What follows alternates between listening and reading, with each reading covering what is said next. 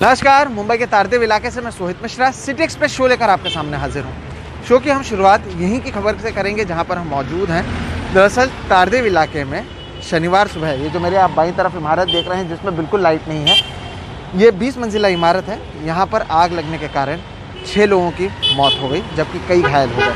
अब इस पूरे मामले की जाँच जारी है। दमकल विभाग को घंटों की मशक्कत करनी पड़ी आग पर काबू पाने के लिए। बहरहाल राज्य सरकार ने मृतकों के परिजनों के लिए 5 लाख रुपए के मुआवजे का ऐलान किया, जबकि केंद्र सरकार ने 2 लाख के मुआवजे का ऐलान किया है। शनिवार सुबह करीब 7:30 बजे मुंबई के तारदेव इलाके में 20 मंजिला कमला बिल्डिंग के 19वें फ्लोर पर आग लग गई। आग की लपटों के साथ ही चारों तरफ धुआं फैलने लगा। दमकल विभाग की ओर से आग को बुझाने की कोशिश लगातार जारी रही और करीब 2.5 घंटों की मशक्कत के बाद आग पर काबू पाया जा सका। प्राथमिक जानकारी है कि 15वें फ्लोर पे डट से जो है आग लगी और ऊपर तक गई। सबसे ज़्यादा अफेक्टेड 19 फ्लोर था और एक संयुक्त अभियान जो पुलिस फायर ब्रिगेड उनके साथ में करने के बाद जो है उसमें इवैक्यूएशन हो गया है। फायर अभी कंट्रोल में आ गई है। हादसे में कुल 6 लोगों की मौत हो गई और 16 लोग घायल हो गए। शनिवार सुबह मुंबई की महापौर किशोरी पेडनेकर ने मौके पर हालात को देखा। उन्होंने ये भी कहा कि 2 निजी अस्पताल ऐसे हैं जिन्होंने मरीजों को भर्ती नहीं किया। रिलायंस और ओकड़ उन्होंने एक भी पेशेंट नहीं, उनका जो सुबह का कोई मैनेजमेंट होगा तो उन्होंने नहीं लिया है। अरुण दुधवड़कर का कहना है ये थोड़ा सबसाइड होने दो, उसके बाद हम खुद वो दोनों हॉस्पिटल में जाके उनके प्रशासन को पूछने वाले हैं कि ऐसा इमरजेंसी में आप ऐसा कर सकते हैं। हादसे में मरने वालों के परिजनों के लिए राज्य सरकार ने 5 लाख के मुआवजे का ऐलान किया, जबकि प्रधानमंत्री ने इस हादसे पर शोक जताते हुए मृतकों के परिजनों के लिए 2 लाख के मुआवजे का ऐलान किया। शहर में बार बार कुछ महीनों के अंतराल में इस तरह के हादसे कई हाई राइज इमारतों में हो रहे हैं। हादसे के बाद कड़ी कार्रवाई की बात की जाती है, लेकिन अगले हादसे तक लोग और प्रशासन सब कुछ भूल जाते हैं। ऐसे में बीएमसी पर सवाल उठना लाजमी है। मुंबई से कैमरा पर्सन राजेंद्र दयालकर के साथ सोहित मिश्रा, एनडीटीवी इंडिया। चुनाव प्रचार को लेकर अब नए नियम जारी किए गए हैं। 31 जनवरी तक किसी भी प्रकार के रोड शो या रैली की अनुमति नहीं होगी। डोर टू डोर कैंपेन में अब 10 लोग शामिल हो सकते हैं। सुरक्षा में लगे लोगों को इसमें नहीं गिना जाएगा। पहले चरण के उम्मीदवार खुली जगह पर 28 जनवरी से 8 फरवरी तक सभाएं कर सकते हैं। इन सभाओं में अधिकतम 500 लोग या जगह की 50% क्षमता तक लोग शामिल हो सकते हैं। 1 फरवरी से 12 फरवरी तक सभाएं कर सकते हैं। इन सभाओं में अधिकतम 500 लोग या जगह की 50% क्षमता तक लोग शामिल हो सकते हैं। अभी अधिकतम 300 लोग या फिर हॉल की क्षमता के 50% तक लोगों के साथ मीटिंग की जा सकती है। वीडियो वैन को खुली जगह पर इजाज़त होगी। अधिकतम 500 लोग जुट सकते हैं। गृह मंत्री अमित शाह उत्तर प्रदेश के कैराना में हैं। उन्होंने विधानसभा चुनाव के लिए घर घर जाकर प्रचार किया। कोरोना के चलते चुनाव आयोग ने रैलियों और रोड शो पर पाबंदियां लगा दी हैं, जिसके चलते नेता घर घर जाकर प्रचार अभियान चला रहे हैं। अमित शाह ने कहा कि जनता कह रही है कि जिनकी वजह से कैराना से पलायन हो रहा था योगीराज में, वो खुद यहाँ से पलायन कर गए। वहीं फिर उन्होंने शामली में कार्यकर्ताओं के साथ बैठक की। यही कोरोना है, किराना है, जहां पहले से लोग पलायन कर रहे। आज मैं जब राउंड लेने निकला, उन्होंने कहा मोदी जी की कृपा हो गई, भाजपा की सरकार बनी, योगी जी ने कानून और व्यवस्था को सुधारा है, हमें पलायन करने वाले पलायन कर गए। ये जो आत्मविश्वास उत्तर प्रदेश की जनता में मैं देख रहा हूं, मुझे लगता है कि आने वाले दिनों में उत्तर प्रदेश भारत का सबसे विकसित राज्य बनने जा रहा है। इस पूरे मामले में कैराना से ज्यादा जानकारी दे रहे हैं हमारे सहयोगी हिमांशु शेखर। कि अभी अमित शाह ने अपना जनसंपर्क अभियान यहां से शुरू किया है। कैराना की गलियों में जहां वो व्यापारियों से बातचीत कर रहे हैं। इस बार इस इलाके में पलायन को बीजेपी ने एक चुनावी मुद्दा बनाया है और साधु स्वीट्स के जो मालिक हैं वो पिछले सरकार के कार्यकाल के दौरान यहाँ से छोड़कर चले गए थे। उन्हें बहुत सारी धमकियाँ मिली थी, लेकिन यूपी में बीजेपी की सरकार बनने के दौरान वो वापस आए और आज बीजेपी उसे एक उनके इस अनुभव को यहाँ पर एक चुनावी मुद्दा बनाने की कोशिश कर रही है और पलायन जो है वो कैराना में इस बार बीजेपी के लिए एक महत्वपूर्ण चुनावी मुद्दा है। और ये जो जनसंपर्क अभियान है इसके जरिए अमित शाह ने अपने पश्चिमी उत्तर प्रदेश में अपने चुनावी अभियान की शुरुआत भी की है। ये इलाका राजनीतिक तौर पर काफ़ी महत्वपूर्ण है बीजेपी के लिए। 108 विधानसभा की सीटें हैं यहाँ पर और इसमें से 83 बीजेपी ने पिछली बार जीती थी और इस बार भी काफ़ी कुछ दांव पर है और इसलिए अमित शाह ने पश्चिमी उत्तर प्रदेश की कमान उनके पास है और उन्होंने इस इलाके को इस जगह को कैराना को अपने चुनावी अभियान की शुरुआत के लिए चुना है। कैराना से प्रेम सिंह के साथ हिमांशु शेखर, एनडीटीवी इंडिया। उत्तर प्रदेश के मुख्यमंत्री योगी आदित्यनाथ भी आज अलीगढ़ पहुंचे और उन्होंने वहां चुनाव प्रचार किया। इस दौरान योगी आदित्यनाथ दीनदयाल अस्पताल भी पहुंचे और इंतजामों का जायजा लिया। केंद्रीय मंत्री और अपना दल की नेता अनुप्रिया पटेल ने एनडीटीवी से कहा कि पिछले चुनाव में उनकी पार्टी को 11 सीटें मिली थी, लेकिन इस चुनाव में अपना दल और कई ज़्यादा सीटों पर चुनाव लड़ेगा। साथ ही उन्होंने कहा कि आने वाले 1-2 दिनों में इन सीटों का औपचारिक ऐलान कर दिया जाएगा। अनुप्रिया जी, पिछली बार आपको 11 सीटें दी थी बीजेपी ने, इसमें आपने 9 सीटें जीती थी। इस बार कितनी सीटें मिलने जा रही हैं आपको? अभी हमारी सीटों पर बातचीत काफ़ी आगे बढ़ चुकी है, अंतिम दौर पर है। बस 1-2 दिन के अंदर हम अपनी सीटों की संख्या स्पष्ट कर देंगे। पिछली बार से हम बहुत ज़्यादा सीटों पे लड़ेंगे। पिछली बार से बहुत ज़्यादा सीटों पे लड़ेंगी। मैम, आपकी मदर अब समाजवादी पार्टी के साथ हैं, कृष्णा पटेल जी। अभी जब घटक दलों की बैठक हुई थी तो हमारी बात हुई, वो कह रही हैं कि मुझे दूसरे दलों में सम्मान नहीं मिल रहा, समाजवादी पार्टी में सम्मान मिल रहा है।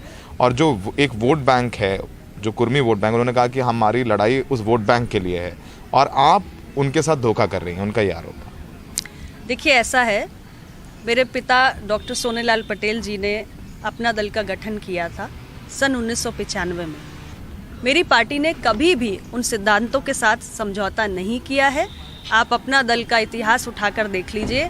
हमने निरंतर देश की संसद में, राज्य की विधानसभा में और उत्तर प्रदेश और भारत की सरकार में सहयोगी रहते हुए भी हमारे पिछड़े वंचित समाज के हक से जुड़े हुए जितने भी मसले हैं उनको हमेशा उठाया है, संसद के फ्लोर पर भी उठाया है, ऑल पार्टी मीटिंग से लेकर एनडीए मीटिंग तक भी उठाया है और उनका समाधान भी करवाया है। इस बार तमाम पिछड़े जाति के नेता समाजवादी पार्टी है जो आपके साथ थे, चाहे वो स्वामी प्रसाद मौर्य हो, चाहे वो दारा सिंह चौहान हो या धर्म सिंह सैनी हो, सबका ये कहना है कि बीजेपी में जो घटक दल हैं, वो भी राजभर भी अब चले गए हैं, वहाँ पर पिछड़ों की सुनवाई नहीं होती है। देखिए, स्वामी प्रसाद मौर्य जी हों या दारा सिंह जी हों, सभी बहुत ही संघर्षशील नेता हैं और सबकी अपनी एक लोकप्रियता भी है और दोनों का मैं बहुत सम्मान भी करती हूँ। जहाँ तक मेरी पार्टी और भारतीय जनता पार्टी की बात है, मैं इतना ही कहूँगी कि हम भारतीय जनता पार्टी के साथ आए तो अपने मुद्दों पर आए, अपने सिद्धांतों पर आए और उसमें हमने कभी कोई समझौता नहीं किया। तमाम लोग ये कह रहे हैं कि अनुप्रिया जी सत्ता के लालच में हैं, लेकिन पिछड़ों में बीजेपी में पिछड़ों की सुनवाई नहीं है। हम लोग जातिगत जनगणना कराएंगे, सरकार आई तो 3 महीने में समाजवादी पार्टी ने अनाउंस किया है। उनका कहना है कि अनुप्रिया जी मजबूरी में है बीजेपी में, उनको सत्ता में रहना है और सत्ता का लालच है। वो पिछड़ों की लड़ाई नहीं लड़ना चाहती हैं, वो सत्ता में रहना चाहती हैं, सुख भोगना चाहती हैं, केंद्र में हो चाहे वो राज्य में हो, और वो लालच में है सरकार में। देखिए, मुझे बहुत खुशी है कि मेरे विरोधी कम से कम मेरे बारे में चर्चा कर रहे हैं और मेरे बारे में कोई ओपिनियन बना रहे हैं, लेकिन मैं इतना ही कहना चाहती हूँ कि उत्तर प्रदेश के अंदर 50% से ज़्यादा पिछड़ा वर्ग की आबादी है और उत्तर प्रदेश के पिछड़ा वर्ग को तय करने दीजिए कि अनुप्रिया पटेल ने उनके मसलों पर ईमानदारी दिखाई है या नहीं दिखाई है। अनुप्रिया जी ने हर सवाल का बड़ी अच्छे से जवाब दिया। उनका कहना है कि पिछली बार जितनी सीटें मिली थी उससे बहुत ज़्यादा सीटें उनको मिलने वाली हैं। 1-2 दिन में अनाउंस हो जाएगा कि बीजेपी अपना दल को कितने टिकट दे रही है। सहयोगी राजेश गुप्ता के साथ लखनऊ में सौरभ शुक्ला, एनडीटीवी इंडिया। पश्चिमी उत्तर प्रदेश में समाजवादी पार्टी और आरएलडी के गठबंधन के लिए बागी उम्मीदवार सिरदर्द साबित हो रहे हैं। एक तरफ जहां पश्चिमी उत्तर प्रदेश में बीजेपी के धुरंधर प्रचार करते नजर आ रहे हैं, तो वहीं कुछ सीटों पर सपा गठबंधन के बीच ही आपसी खींचतान देखने मिल रही है। रविश रंजन शुक्ला की ये रिपोर्ट देखिए। अखिलेश यादव के करीबी संजय लाठर मथुरा की माट विधानसभा में दिन रात लोगों से मिल रहे हैं। हालांकि वो सपा के एमएलसी रहे हैं, लेकिन माट विधानसभा में नामांकन आरएलडी के निशान से किया है। इसीलिए आरएलडी नेता योगेश नौहवार उनके सियासी दुश्मन बन गए हैं। अब संजय लाठर उनको मनाने की बात कह रहे हैं।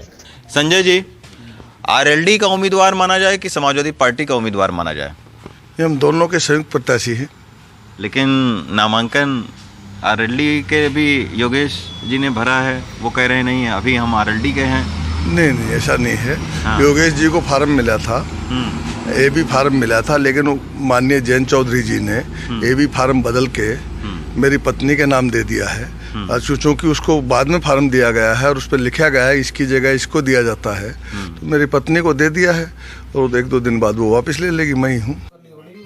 लेकिन ये बात जितनी आसान लग रही है उतनी है नहीं। 2017 के माट विधानसभा से आरएलडी के उम्मीदवार के तौर पर योगेश महज 600 वोटों से हार गए थे। इस बार फिर आरएलडी से नामांकन भरा है। अब एक ही सीट पर गठबंधन के 2 नेता आमने सामने हैं। कि मुझे हमारी पार्टी के राष्ट्रीय अध्यक्ष जयंत चौधरी जी ने पर्चा वापस लेने का आदेश दिया है। मैंने उस पर स्पष्ट अपना जो हिसाब से कह दिया कि मैं पर्चा वापस नहीं लूँगा। मुझे 4-5 दिन पहले हमारी पार्टी के राष्ट्रीय अध्यक्ष जयंत चौधरी जी ने बुला करके सिंबल दिया और कहा जाओ चुनाव लड़ो। मेरे साथ मेरे पूरे समर्थक वहाँ मौजूद थे, जश्न का माहौल था। दरअसल आरएलडी को दी गई 31 सीटों में 5 जगहों पर समाजवादी पार्टी के उम्मीदवार आरएलडी के निशान पर चुनाव लड़ रहे हैं। कुछ जगहों से विरोध की खबरें भी आ रही हैं। मसलन बागपत की छपरौली सीट से कार्यकर्ताओं की नाराजगी के चलते आरएलडी को उम्मीदवार बदलना पड़ा। मेरठ की सीवाल खास सीट से गुलाम मोहम्मद के टिकट होने पर कार्यकर्ता नाराज दिखे। सरधना से अतुल प्रधान के उतरने से आरएलडी के जिला अध्यक्ष ने इस्तीफा दे दिया। यही नहीं, नाराज नेताओं में आगरा देहात से पूर्व विधायक और आरएलडी के नेता कालीचरण सुमन भी हैं। जब टिकट नहीं मिला तो इन्होंने बीजेपी का दामन थाम लिया। आरएलडी में जो हमारे लोकल स्तर के जो संगठन था वो नहीं चाहते कि कोई अच्छा व्यक्ति यहाँ से विधायक जीत करके जाए, और इसी भावना को उन्होंने टिकट की सौदेबाजी की और उस टिकट की सौदेबाजी से आयत होकर के मैंने आज भारतीय जनता पार्टी ज्वाइन किया। क्या गठबंधन जाट मुस्लिम मतदाताओं को अपने पक्ष में करने में सफल हो पाता है या नहीं? मथुरा से सौरभ गौतम, बागपत से सनोज और सुधीश कुमार राम के साथ रवीश रंजन शुक्ला, एनडीटीवी इंडिया।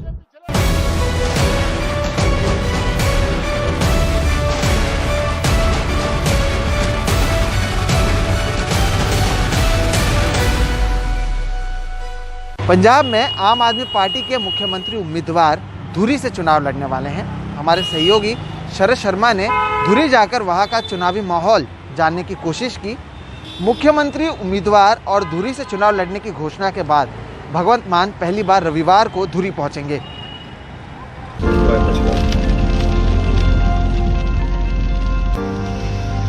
पंजाब का धुरी विधानसभा क्षेत्र, पूरे विधानसभा क्षेत्र में अकेले धुरी ही कस्बा है, बाकी 74 गांव हैं।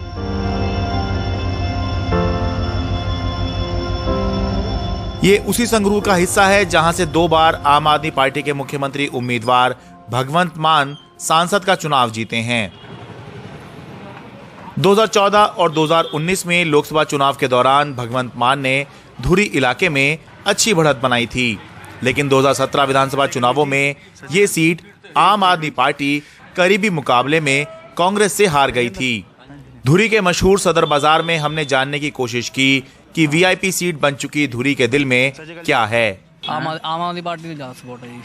आम आदमी पार्टी का सपोर्ट क्यों है? मतलब पार्टी की वजह से माहौल है या कैंडिडेट की वजह से? कैंडिडेट की वजह से भी और सीएम के चेहरे की वजह से भी। सारा आम पार्टी लग दिया, झाड़ू फेर हुआ थी।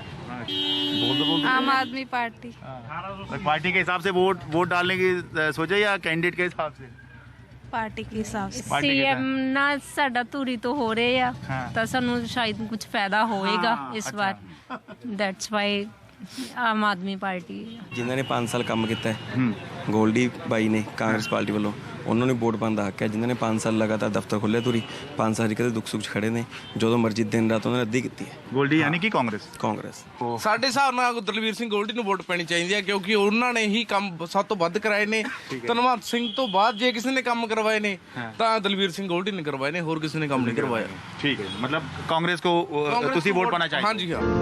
धुरी में कुल 1,64,000 वोटर हैं। इनमें से करीब 60,000 धुरी कस्बे में और बाकी गांव में रहते हैं। धुरी का मतलब होता है वो केंद्र जिसके इर्द गिर्द सब कुछ घूमता है।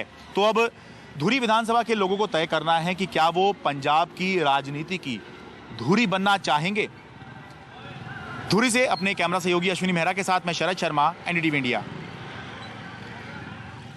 तो वहीं सिटी एक्सप्रेस में आज फिलहाल इतना ही। आप मुझे, मेरे वीडियो जर्नलिस्ट राजेंद्र दयालकर और हमारी पूरी टीम को दीजिए इजाजत। देश और दुनिया की तमाम खबरों के लिए आप देखते रहिए सिर्फ एनडीटीवी इंडिया। नमस्कार।